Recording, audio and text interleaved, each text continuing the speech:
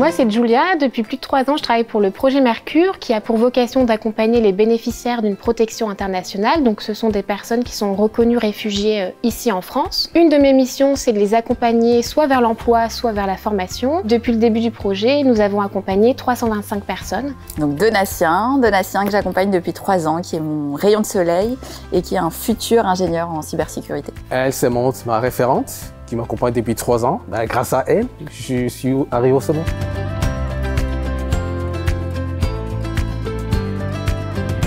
On n'avait pas parlé tout de suite du temps de ce parcours migratoire-là, de ce que tu avais vécu. J'avais pas cette idée.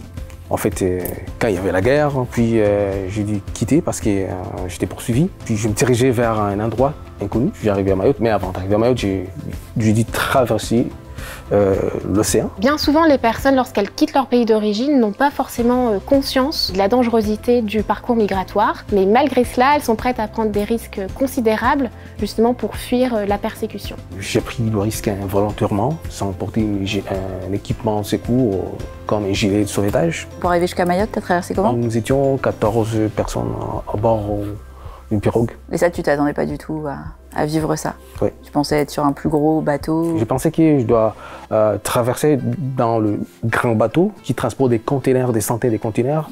Je suis arrivé le jour du départ, je me suis retrouvé au bord de l'océan. Là, je vois qu'un pirogue, petite pirogue, mais j'avais pas le choix, je ne peux pas rebrousser le chemin. Et donc, du coup, tu es arrivé en France, tant bien que mal, mais tu y es arrivé à Mayotte. Grâce à ma communauté, je me suis renseigné et puis j'ai trouvé des renseignements. Ils m'ont orienté là où il y a une association qui accompagne les réfugiés.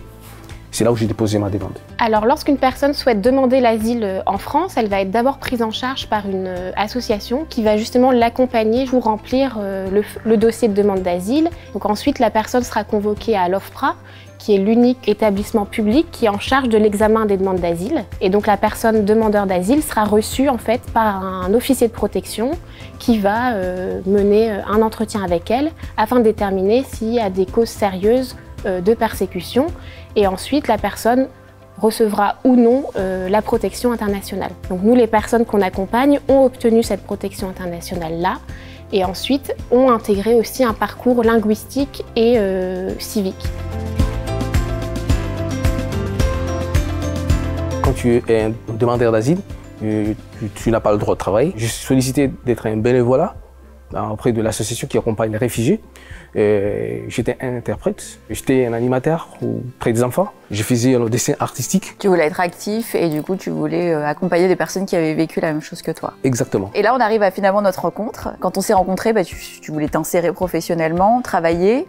Tu avais pensé à l'informatique. Ouais, je me rappelle très bien. J'avais pas une précision parce que l'informatique c'est vaste. À l'issue des échanges que j'ai fait avec Maud, j'ai pu avoir une lumière de voir de ce que je dois faire. Et après, j'ai trouvé ma formation. À la fin, j'ai eu mon titre professionnel, TCCR en tant que technicien supérieur système et réseau.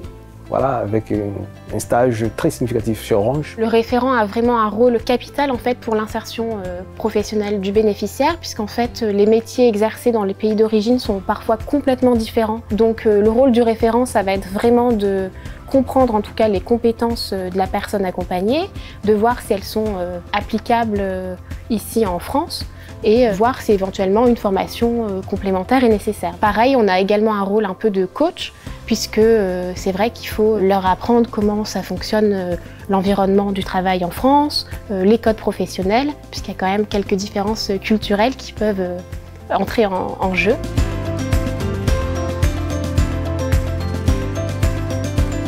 En tout cas, moi, ça a été un plaisir, Donatien, tu le sais, de t'accompagner. Je pense que j'ai été juste la petite aide pour que tu trouves ta voie et je pense que tu l'as trouvée. Je peux dire merci tout d'abord, parce que pour moi, c'était très bénéfique. J'ai des souvenirs précieux avec Maud. Je pense que c'est à toi que j'ai demandé, Maud, est-ce que ça t'intéresse un jour, je fais passer mon histoire pour la correction.